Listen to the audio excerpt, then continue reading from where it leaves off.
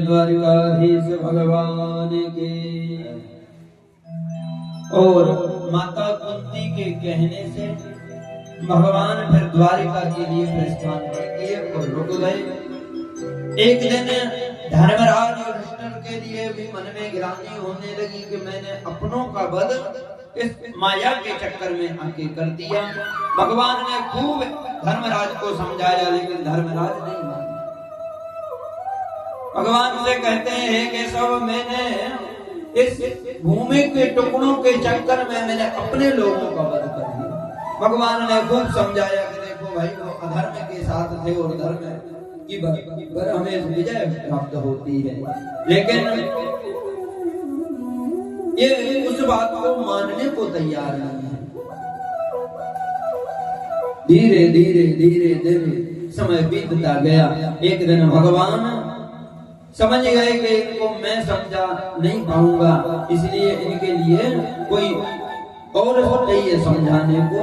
तो भगवान ने सभी पांडवों को लिया और पांडवों को लेकर भगवान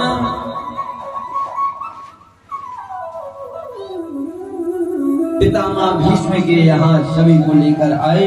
पितामह भीष्म से कहे, दादाजी आप इनको आत्म उपदेश करिए। क्यों? आपके उपदेश की इनको बहुत ज्यादा जरूरत है।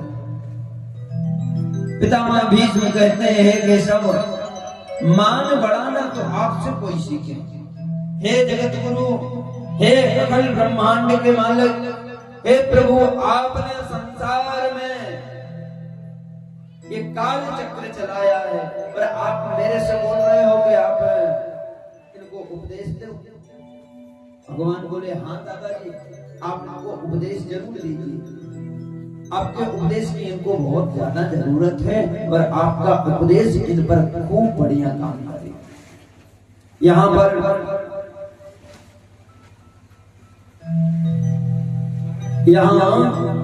पितामह भीष्म के अंदर भगवान प्रविष्ट हुए और पितामह भीष्म के द्वारा ही बड़ी सुंदर यहाँ पर उपदेश दिया गया। पितामह भीष्म पांडवों से कहते हैं, हे पांडव पुत्र, जगत का निरंतर अपने हाथों में है।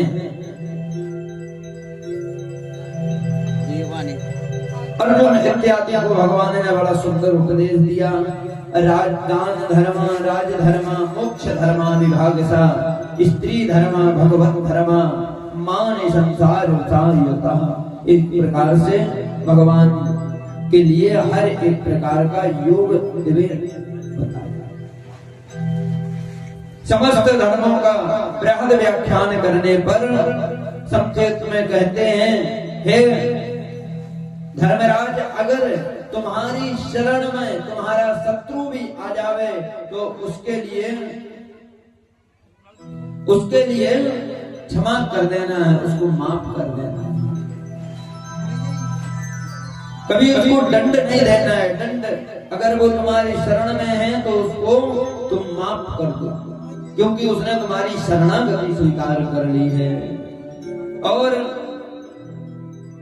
इसी संज्ञा में आगे जाकर जब पितामह भीष्म ने उपदेश दिया, कभी पाप होते हुए नहीं देखना है। क्यों? पाप करने वाला पाप करने वाले से देखने वाला ज्यादा पापी माना जाता है।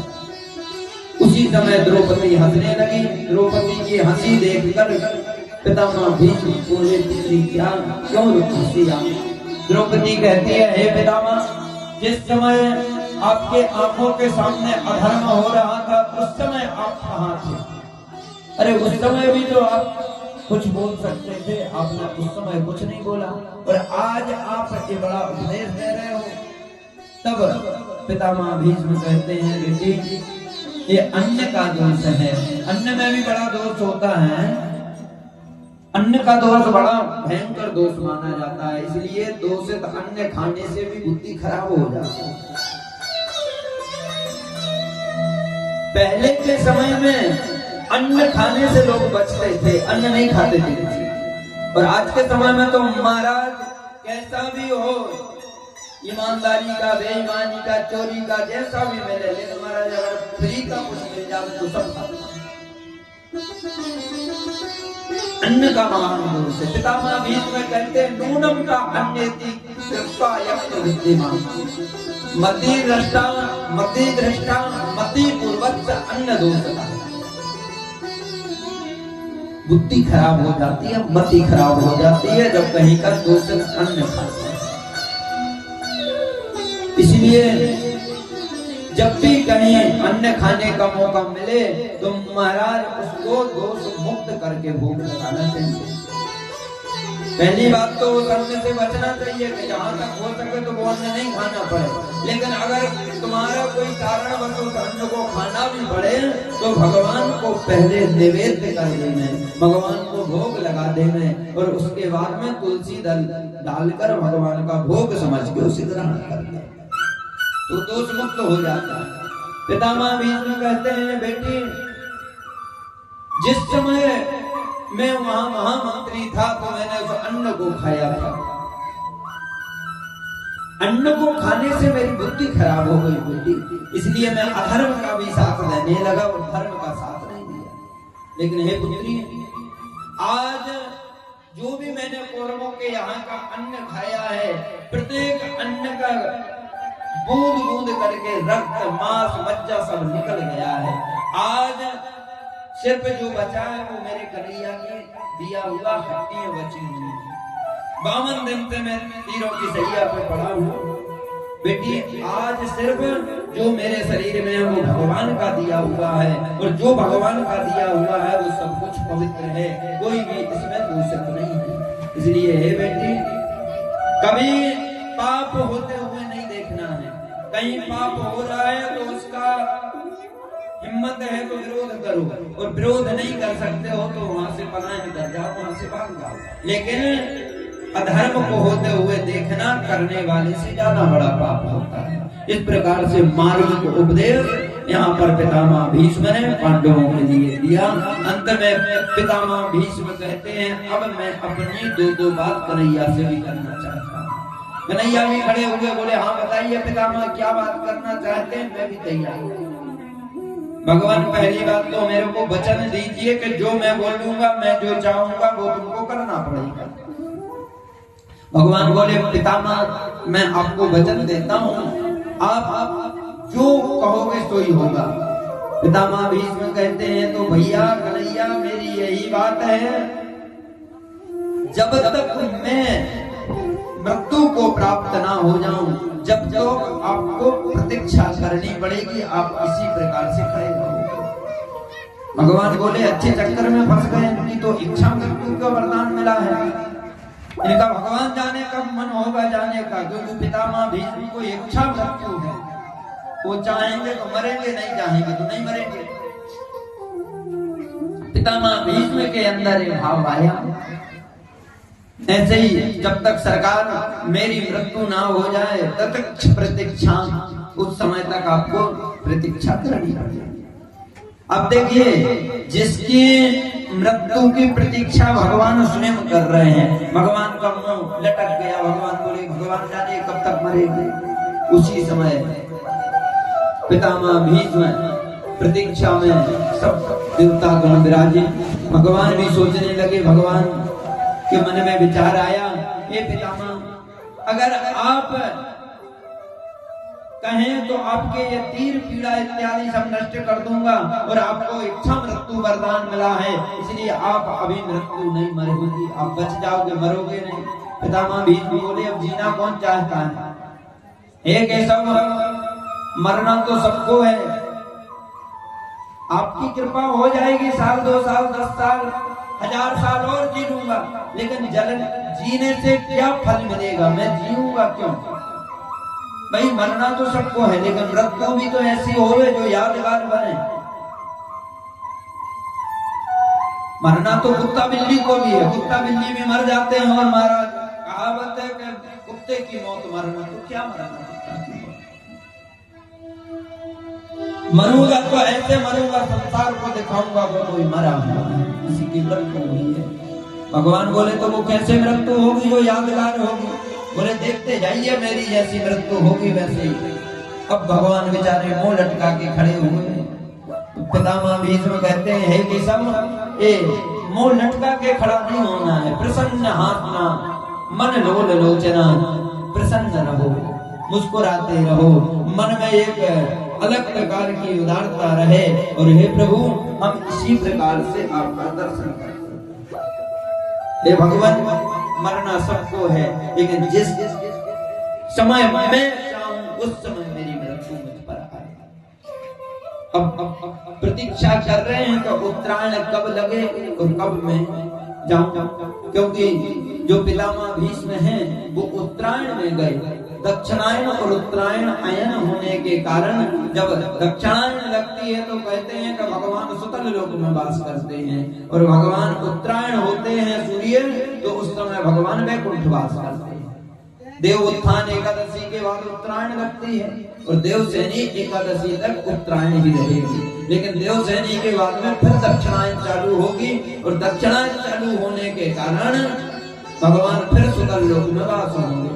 तो हमारे सनातन पद्धति में ऐसी है कि दक्षिणायन में मांगलिक कार्य बंद हो जाते हैं, और जैसे ही उत्तरायण चालू होता है तो मांगलिक कार्य पुनः प्रारंभ होते हैं। तो पितामह भीष्म कहते हैं कि दरवाजे खुले मिलना चाहिए जब हम यहाँ, अरे हम किसी रिश्तेदार के यहाँ गए और उसके घर में ताला डाला है, तो फिर उसके यहाँ जाने का मतलब क्या है।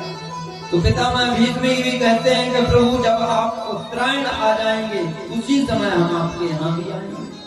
तो इंतजार करने लगे, भगवान थोड़ी उदास होके खड़े थे, तो भगवान की उदासी को देखकर पितामह भीष्म कहते हैं सरकार प्रसन्न हासम मन लोल लोचना, आप प्रसन्न रहिए और भगवान मेरे पर कृपा कीजिए। और सुनो सरकार मेरे पर दृष्टि जब तक रहनी चाहिए जब तक मैं अपने शरीर का परित्याग ना करूं, जब तक मुझ पर देखो। और पितामह भीष्म भगवान से अनेक प्रकार की बातें करते हैं। पितामह भीष्म कहते हैं सरकार मेरी एक पुत्री है जो मैं आपके चरणों में सौंपना चाहता हूं। पांडव बोले सरकार मैंने तो सुना है कि आप जीवन भर ब्रह्मचारी का पालन किया है, आपकी शादी विवाह नहीं हुआ तो फिर पुत्री कहाँ से हो गई है?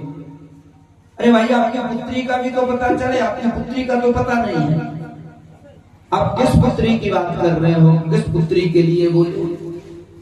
तो पितामह भीष्म कहते हैं अर्जुन मैंने अपनी बुद्धि को ही अपनी पुत्री माना है। इतिमति कल्प तो मेरी बुद्धि है ना, बुद्धि को ही मैंने अपनी पुत्री माना है। मेरी पुत्री की खासियत क्या है? कहीं भी हम अपनी कन्या का विवाह कराने जाते हैं तो उसकी सामने वाले को अपनी पुत्री के गुण गिनाते हैं। बोलो राधे राधे, गिनाते हैं अपने गुण पुत्री के। कोई पूछे भाई कहाँ तक पढ़ी तुम्हारी पुत्री, क्या क्या गुण है? यजमान जी क्या बताते हैं? अरे भाई क्या बताएं, हमारी पुत्री तो बीए किए हुए। अच्छा गुण क्या है? गुण क्या है? गोल रोटी बनाती है, गोल टेढ़ी मेढ़ी बिल्कुल गोला रोटी बनती है, चावल दाल इत्यादि सभी प्रकार के व्यंजन बनाती है और इतनी ज्यादा सुंदर है कि महाराज बता नहीं सकते हैं, आपसे कहीं ज्यादा सुंदर, ऐसे गुण बताते हैं। और फिर सब बढ़िया है महाराज, पूरे संस्कार से भरी हुई है, कोई भी दोष नहीं है, इस प्रकार से जैसे बताते हैं। तो आज पितामह भीष्म भी कहते हैं हे भगवान इतिमति कल्प तृष्णा भगवती शाश्वत पुण्य। हे महाराज मेरी पुत्री में अनेक प्रकार के गुण हैं और अब गुण उसमें एक मैंने अपने जीवन में अपनी पुत्री मति को ही बुद्धि को ही मान लिया है। और उसके बाद में कहते हैं कि एक दोष से मुक्त है, किसी की प्रकार के दोष में नहीं है, तृष्णा से भरी है। महाराज कई प्रकार की तृष्णाएं होती हैं, पुत्रृष्णा, वितृष्णा, तृष्णा, हर प्रकार की तृष्णा, लेकिन मेरी बुद्धि में कोई भी तृष्णा नहीं है, सबके लिए संभाव है। और भगवान परम सुशील मेरी बुद्धि है। तो भगवान बोले इस बुद्धि का करें क्या? बोले सरकार इस बुद्धि को आप वर्ण कर लीजिए और आप इस बुद्धि के दूल्हा बन जाइए और हम आपको समर्पित कर देते हैं। भगवान बोले जैसी आपकी आज्ञा। तुम्हारा वही बुद्धि को भगवान ने अपने चरणों में स्थान दिया। पितामह भीष्म अंतिम समय की प्रतीक्षा में खड़े हैं। देहांत काले तुम सामने हो, बंसी बजाते मन को लुभाते। देहांत काले तुम सामने हो, बंसी बजाते मन को लुभाते।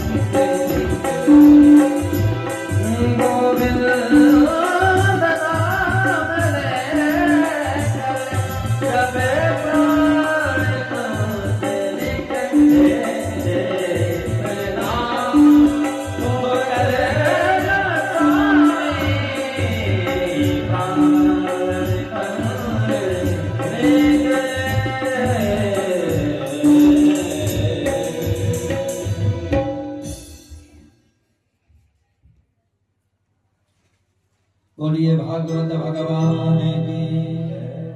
और पितामह भीष्म उत्तरायण का जैसा अयन चालू हुआ है, अपने बुद्धि रूपी पुत्री को भगवान को समर्पित किया और अपने ही शरीर का परित्याग किया।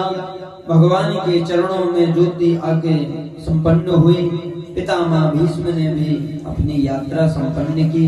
भगवान आए हैं और भगवान अर्जुन को लेकर द्वारिका के लिए प्रस्थान किए। अर्जुन द्वारिका भगवान को लेकर आए हैं। कुछ समय के बाद में उत्तरा के यहाँ जिस गर्भ की भगवान ने रक्षा की थी, उसी का जन्म हो गया है। नन्हा सा बालक, संतों ने उसका नाम रखा विष्णुराज। क्यों? क्योंकि इसने भगवान विष्णु का दर्शन गर्भ के अंदर किया। संसार में बाद में आया, पहले गर्भ में ही भगवान का दर्शन किया। देखिए, सुखदेव स्वामी का नाम है ब्रह्मराज और भगवान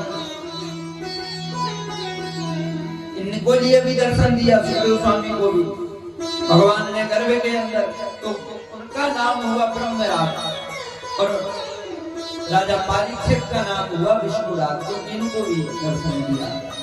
लेकिन विष्णुराज जैसे ही जिसकी गोद में जाता है तो वो परीक्षण करता है, तो इस संतों ने परीक्षण करने के बाद उसका नाम हुआ परीक्षित। बोलिए परीक्षित महाराज की। उसका नामकरण हुआ परीक्षित। अब देखने लगा कि जिसने मेरे को गर्भ के अंदर बचाया था वो मेरे को बाहर नहीं दिख रहा है, कहाँ गया होगा। इतने में महाराज भगवान आए और भगवान की गोद में राजा परीक्षित जैसे ही आए हैं, तो उसी समय भगवान को देखकर परीक्षित जी मुस्कुराने लगे, हंसने लगे। यही आया था मेरे यहाँ, पहचान गया ये, किसी ने तो मेरे को बचाया था अंदर। आगे चल के एक संज्ञा होती है। सुखदेव स्वामी कहते हैं कि भगवान ने परीक्षित को गधे से बचाया। एक गधा ले, वो मुशक्का जो होता है गधा, उसको लेकर गए और गधे से भगवान ने परीक्षित की रक्षा कर दी। लेकिन परीक्षित बोलते हैं, गुरुजी माफ करना, जब भगवान मेरे को बचाने गए, जब सुदर्शन लेकर गए तो अब बताइए इसमें से गलत झूठ कौन बोल रहा है? एक प्रत्यक्षदर्शी है और एक देवदर्शी है। एक ने सिर्फ पढ़ा है और एक ने देखा है। तभी हम सुखदेव स्वामी कहते हैं परीक्षित भगवान गए तो गदा लेकर ही थे, लेकिन तुम्हारी नन्ही नन्ही आंखों ने उस गधे को भगवान ने इतनी तीव्र गति से घुमाया है कि उस सदर्शन के रूप में तुम्हारे लिए दिखने लगा। तो परीक्षित शाश्वत रूप में तो भगवान गधा लेकर ही गए थे, उसका लेकर ही गए थे। आगे परीक्षित ने भगवान को देखा, भगवान ने परीक्षित को देखा। परीक्षित बार बार भगवान को देखकर मुस्कुरा रहे और भगवान बार बार उनसे प्रेम कर रहे। कुछ समय तक भगवान हस्तिनापुर में रहे और फिर भगवान द्वारिका के लिए अर्जुन को लेकर चले गए। जैसे ही द्वारिका अर्जुन दोनों ही पहुंचे, अर्जुन और भगवान कन्हैया द्वारिका में, तो कुछ समय के बाद में समय बीता और एक दिन अर्जुन बिल्कुल उदास होकर हस्तिनापुर पधारे।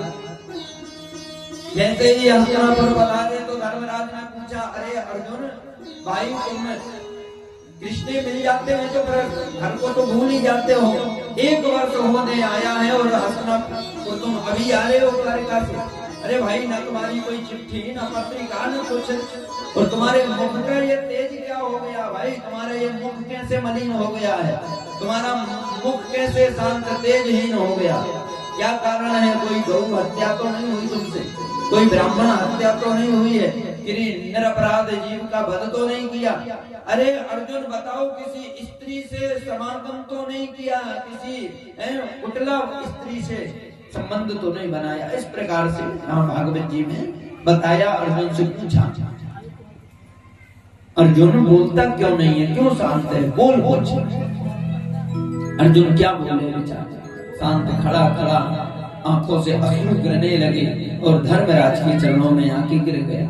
अर्जुन कहता है, भाई भैया जिस कन्हैया जिस प्रभु कृष्ण की वजह से मेरे को द्रौपदी जैसी पुत्री मिली, द्रौपदी जैसी पत्नी प्राप्त हुई है, सुमित्रा के जैसी मेरे को पत्नी प्राप्त हुई है, और तो और कौरव रूपी महासागर को हमने आसानी से पार कर लिया।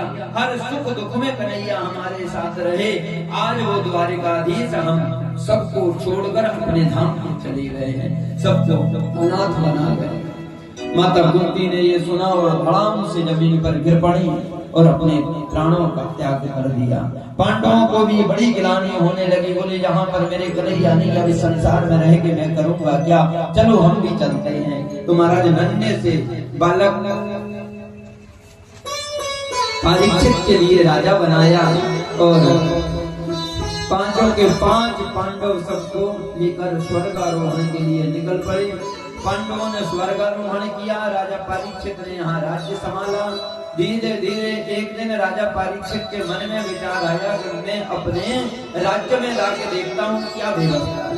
तो अपने राज्य में जैसे ही परीक्षित जाने लगे हैं तो जंगल में एक इन्हें बड़ा ही क्रूर दृश्य देखा। राजा परीक्षित ने देखा है कि एक बैल खड़ा है और बैल के 3 पैर कटे हुए हैं, 3 पैरों से रक्त गिर रहा है, 1 पैर पर वो बैल खड़ा है। बगल में खड़ी है गाय, जो गाय रो रही है और आपस में ही दोनों बात कर रहे हैं। राजा परीक्षित ध्यान से उनको देख रहा है लेकिन उनकी बातें समझ में नहीं आ रही है। राजा परीक्षित ने पास में जाके पूछ लिया, आप कौन हैं और आपका एक क्रूर करने की हिम्मत किसने की है? अरे हमारे राज्य में इतना बड़ा पाप हो रहा है, बताओ आप किसने किया है? मैं उसको अवश्य मृत्यु दंड दूंगा। बैल बोल उठा, राजन किसको दोष दूं? अरे मेरे कर्म ही बिगड़ गए होंगे, उस कर्म की सजा मेरे को मिली। अब मैंने वक्तव्य जो जैसा कर्म करेगा भोगना पड़ेगा। राजन इसमें कोई दो मत की बात नहीं है। हे राजन, कोई ऐसी बात नहीं है कि महाराज हमको भोगना नहीं है, मैं किसी का नाम नहीं लेता हूँ। राजा परीक्षित समझ गए कि साक्षात आप धर्म हैं, मैं इतना जान गया हूँ, इसलिए हे महाराज आप बताइए। तब बगल में आपके खड़ी है, ये कोई और नहीं है, ये माता पृथ्वी है जो गाय के रूप में है। और देखो धर्म के 4 पैर होते हैं और धर्म के 4 पैर ही पुरुषार्थ का कारण बताते हैं। जिनमें से 4 पैरों में से सबसे पहला दान, दया, धर्म और भक्ति। चारों में से आज के समय तो हमारा सिर्फ एक पैर बचा हुआ है। न तो दया बची, न पवित्रता बची, न ज्ञान वायु इत्यादि बची, सिर्फ एक पैर है। और वो क्या है बोलते हैं, वो है दान। और दान का विधान कलयुग में विशेष है। कलयुग में दान का एक चरण बचा है, इसलिए कलयुग में कभी दान से वंचित नहीं रहना चाहिए। जब भी मौका मिलता है तो दान अवश्य करना चाहिए। अब वो तुम्हारा निज मन है कि दान कहाँ पे करना है। दान का ये भी नहीं बोल सकते हम कि हमारा पंडित जी को ही दान करना, या ये नहीं हम कहेंगे कि हमारा जहां तुम्हारा मन हो दान वहां पर करना चाहिए। कई प्रकार के नारायण हैं, उसमें से एक नारायण दारिद्र नारायण भी होते हैं, एक यज्ञ नारायण भी होते हैं, सूर्य नारायण भी होते हैं, श्री लक्ष्मी नारायण भी होते हैं। जहां आपका निज मन है वहां पे आपको दान करना चाहिए। लेकिन कलयुग में दान अवश्य करना चाहिए, क्योंकि कलयुग में सिर्फ एक दान ही धर्म का शरण बचा हुआ है। किसी गांव में किसी कन्या का विवाह है, भाई आपका मन है कि वो परिवार सक्षम नहीं है विवाह कराने, तो आप जाके उस विवाह में भी सहयोग करें, तो वो भी नारायण की ही सेवा मानी जाती है। किसी व्यक्ति के यहाँ रहने को मकान नहीं है, आपके द्वारा वो मकान बन जावे, वो भी भगवान की सेवा मानी जाएगी। किसी भूखे को भोजन कराना भी भगवान की सेवा है, चाहे वो कोई भी हो। अर्थात हमारे मन के अंदर वो भाव अभिमान नहीं होना चाहिए कि हमारी वजह से इसका चूल्हा जलता है, ये अभिमान नहीं मन में होना चाहिए। दान गुप्त विधि में होना चाहिए। मन है नहीं महाराज हम तो भागवत कथा ही श्रवण करेंगे या सत्यनारायण जी की कथा करेंगे, नहीं हमारा तो श्रद्धा ब्राह्मणों के प्रति जाना है, हम तो ब्राह्मणों को भोजन कराएंगे, तो वो भी भगवान नारायण का ही स्वरूप है, उनमें भी कोई दोष नहीं है। लेकिन आज की प्रतिभा ऐसी बन गई है कि महाराज हमारा मन है कई प्रकार का बढ़ता है, तो जैसा मन बोले वैसा करें, लेकिन इस बात का ध्यान रहे कि हमारे दान का अभिमान हमारे अंदर प्रकट नहीं होना चाहिए। बोलो राधे राधे। इतने में जब राजा परीक्षित धर्म से बात कर रहे थे, उसी समय नग्न तलवार लेकर एक दुर्दांत राक्षस के भांति पुरुष आया और वो बैल का एक पैर जो दान बचा है उसे भी काटना चाहता है। एक कलयुग है जहां पर दान की बात होती है, महाराज कहा जाए दान करो तो एक न एक व्यक्ति उसमें आ ही जाता है, महाराज लूटते फिरते हो तो वो व्यक्ति और कोई नहीं है, उसके अंदर कलयुग बैठ जाता है। और जब कलयुग बैठ जाता है तो ऐसा विचार बनने लगता है कि वो विप्रद्रोह करने लगता है। कई बार ऐसा होता है। दान को देखो कलयुग में सतयुग का वातावरण नहीं चलेगा, जहां भी सतयुग कलयुग में धर्म आयोजन होंगे वहां पर कोई ना कोई विघ्न कलयुग जरूर डालेगा।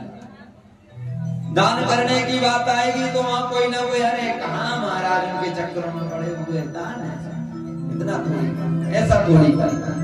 तो इसलिए सावधान रहें, जब भी दान की वेला आवे, जितना भी दान करना है, जहां भी करना है, अपने निर्मल भाव से करना है, अभिमान से नहीं करना है कि मेरी वजह से इसको मिलता है।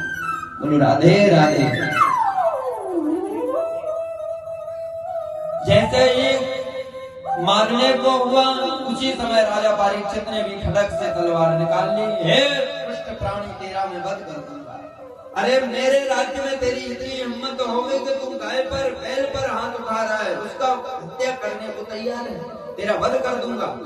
और जैसे ही राजा परीक्षित मारने को हुए तो उसी समय शरण में आ गया, बोला सरकार मेरा नाम कलयुग है और मैं आपकी शरण में आता हूँ। परीक्षित ने जैसे ही देखा कि शरण में आ गया तो राजा परीक्षित बोले तो कोई बात नहीं, अब बताइए कौन है आप और क्या कर रहे हैं यहाँ पर, किसके कहने पर है किया? तो बोले सरकार मैं ब्रह्मा की पीठ से उपजा हुआ युग हूँ, मेरा नाम है कलयुग, ब्रह्मा ने मेरा विस्तार किया है। हे राजन, जिस प्रकार से सतयुग त्रेता और द्वापर का आना हुआ उसी प्रकार मेरा भी समय हो गया, मैं भी कलयुग हूँ और मेरे को आना ही पड़ेगा। देखो कलयुग को राजा परीक्षित चाहते तो ऐसा नहीं है कि नहीं आता, कलयुग तो फिर भी आता, क्योंकि यह संज्ञा है, काल चक्र है, चाहे सोओगे चाहे जागोगे काल चक्र अपना कार्य करेगा, काल चक्र रुकता नहीं है, काल चक्र एक विधान चलता है। अब काल चक्र में दिन भी होता है रात भी होती है, तो ये सब काल चक्र है। हे राजन, मैं कलयुग हूँ और अगर आपको अच्छा लगे तो हमारे लिए निज निवास दे दीजिए, जहां जहां आप मेरे को निवास दोगे हम वहीं वहीं रहेंगे, उतना के अतिरिक्त और कहीं भी नहीं जाएंगे। तो यहाँ पर कलयुग के गुणों के लिए भी बताया, कलयुग के बड़े सुंदर गुणों का विस्तार यहाँ पर किया। यत फलम नासितम तपसा न योगेन समाधिना तत फलम लभते संज्ञान कलोके सब कीर्तनम। कलयुग में सिर्फ एक ही विशेष बात है, और कलयुग कहता मैं तो मेरे अंदर गुण तो एक ही है और अवगुणों की मैं खदान हूं। महाराज गुण क्या? बोले यत मनम नासितम तपसा, जो अन्य युगों में तप समाधि इत्यादियों से फल प्राप्त होता था वो कलयुग में सिर्फ नाम संकीर्तन यस्या सर्व पाप प्रणाशनम, सिर्फ भगवान के नाम जपने से वो फल प्राप्त होगा। दूसरी बात, महाराज कलयुग में सोचने का पाप नहीं है, लेकिन सोचने का भगवान के नाम, भगवान की भक्ति, भगवान के सत्कर्म में सोचने का जो है वो फल प्राप्त होता है। कलयुग में विशेष बात है, मन में विचार आया फलाने व्यक्ति के घर में राका डालना है, तो ये जब तक सोचते रहोगे नहीं दोष लगेगा, लेकिन घर में बैठे बैठे विचार किया आज भागवत जी में मैं पहुंच नहीं पाया हूँ, कल मैं निश्चय जाऊंगा, तो महाराज आज कथा श्रवण करने का भी फल तुमको प्राप्त होगा। आपका मतलब ये भी नहीं कि घर में ही सोच लो महाराज और आओ नहीं, तो घर ये कलयुग की विशेषता है। तो लेकिन घर में विचार सोचने का पाप नहीं लगता है, लेकिन धर्म भक्ति सोचने का पुण्य प्राप्त होता है, ये कलयुग का नियम है। और कलयुग केवल नाम आधारा, सुमर सुमर नर पुत्र है पारा, ये विशेष बात है। कलयुग में भगवान का नाम जपते जपते भी भगवान के धाम को प्राप्त करोगे, ये भी कलयुग की विशेषता। कलयुग के इस गुण पर राजा परीक्षित रीझे और बोले महाराज एक काम करो, 4 स्थान देते हैं, लेकिन खबरदार 4 स्थानों से कभी 5वें स्थान पर मत जाना। तो 4 स्थान कलयुग को दिए, दूतम पानम स्त्री शून्यम यत्र धर्मान प्रविधि, ये 4 स्थान पर निज निवास रहे। सबसे पहला दूतम, जहां पर जुआ खेलता हो, दूसरा पानम, जहां पर मदरा पान होता हो, तीसरा स्त्री शून्यम, जहां पर स्त्री व्यभिचार होता हो, और चौथा जहां पर अहिंसा होती हो, जहां पर मांस इत्यादि अधर्म कार्य होते हो, 4 स्थानों पर रहो। कलयुग बोला सरकार जैसी हमारी शकल देखी वैसी तुमने स्थान दिए, अरे कोई ऐसा स्थान भी तो दो जहां पर हमारे रिश्तेदार आए, गेस्ट आए तो उनको भी रुकाएं ना। हर जगह महाराज यहाँ पे कोई गेस्ट ऐसे भी होते हैं जो हमारे जैसे नहीं होते हैं। अरे हमारे परिवार में सभी बोतल वाले थोड़ी होंगे, 2-4 तो ऐसे होंगे जो बिना बोतल के भी रहेंगे। तो अब सबके लिए तुम एक ही जगह पर ले जाओगे तो वो उनको नहीं है पता। तो महाराज कोई एक स्थान तो ऐसा होवे जो दूध वालों के लिए भी होवे, बोतली वाले थोड़ी रहेंगे, कोई तो आएगा जो दूध वाला भी रहेगा, हैं? तुम्हारा कुछ ऐसा स्थान भी, एक ही कमरा दे दो जिसमें उनको हम बैठा सके। तब भगवान की कृपा और राजा परीक्षित को क्या जाने क्या हो गया, तो इसने कहा सरकार सोने में वास मिल जाता तो मजा आ जाता। परीक्षित बोले ठीक है जाओ, सोने में भी तुमको वास मिला। लेकिन गीता में भगवान कह रहे हैं धातु नाम अस्मि कांचन, गीता में धातुओं में स्वर्ण में हूँ, सोना मेरा ही रूप है, मानवों में ब्राह्मण में हूँ, कहते हैं। तो इसी प्रकार से जब भगवान के लिए बताया, बोले धातुओं में सोना मेरा ही रूप है, क्योंकि वो हिरण्यगर्भ है। लेकिन अब एक कन्याओं को वास कैसे दिया? तब संतों ने कहा कि महाराज जो ईमानदारी से कमाया हुआ धन है उसमें तो भगवान का वास है, लेकिन जो बेईमानी से कमाया हुआ धन है उसमें कलियुग का वास है।